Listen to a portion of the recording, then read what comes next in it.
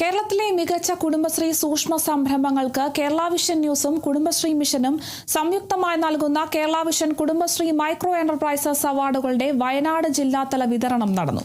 കൽപ്പറ്റ ചന്ദ്രഗിരി ഓഡിറ്റോറിയത്തിൽ നടന്ന ചടങ്ങിൽ മാനന്തവാടി നിയുക്ത MLA ഉഷ വിജയൻ പുരസ്കാരങ്ങൾ വിതരണം ചെയ്തു. പൈതൃക സംരക്ഷണ രംഗത്തെ സംരംഭത്തിനുള്ള മികവിന് ഇരുമ്പുപാലം നൂറാംഗ് ഗ്രൂപ്പ് ഏറ്റുവാങ്ങി.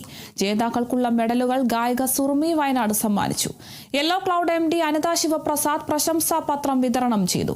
Kerala vision news director Nisar Babu cash award സമ്മാനിച്ചു. സംഘാടക സമിതി ചെയർമാൻ K ഗോവിന്ദൻ, കൽപ്പറ്റ നഗരസഭ ചെയർപേഴ്സൺ P വിശ്വനാഥൻ, കുടുംബശ്രീ ജില്ലാ mission coordinator Jayachandran K, Kerala vision news ഡയറക്ടർമാരായ Suresh Babu, Shukoor Kolikkara, Subramanian, yellow cloud chairman Sivaprasad എന്നിവർ പങ്കെടുത്തു.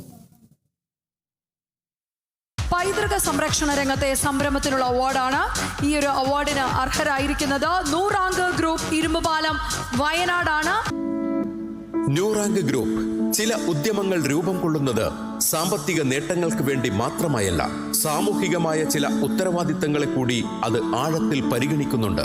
പ്രകൃതിയെയും അതിലെ ഭക്ഷ്യവൈവിധ്യങ്ങളെയും കുറിച്ചുള്ള നമ്മുടെ അറിവ് ഏറെ പരിമിതമാണ്. എന്നാൽ അപൂർവവും അമൂല്യവുമായ ആ അറിവിനെ ഉപാസിക്കുന്നവരും നമുക്കിടയിൽ തന്നെയുണ്ട്.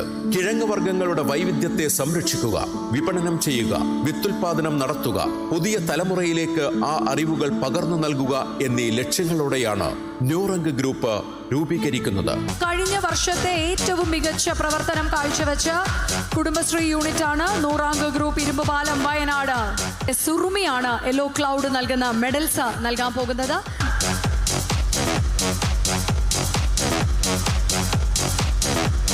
സർട്ടിഫിക്കറ്റ് നൽകുന്നത് അനിത മാം ആണ്, the managing director for the yellow cloud.